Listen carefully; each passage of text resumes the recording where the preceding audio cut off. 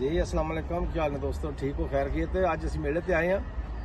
यह मेला है जर्मन का जिहड़ा वो दूसरा बड़ा मेला इत्थे लगता है।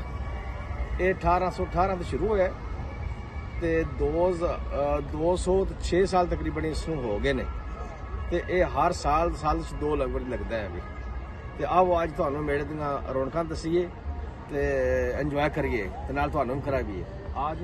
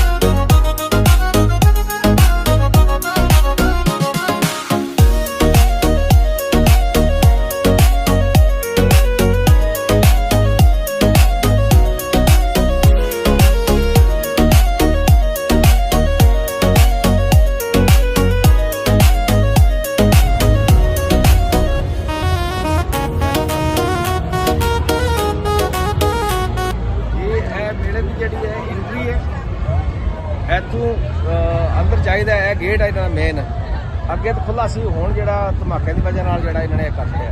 आ जो तुहानूं अगे इंजॉय करा भी दसीए तुहानूं।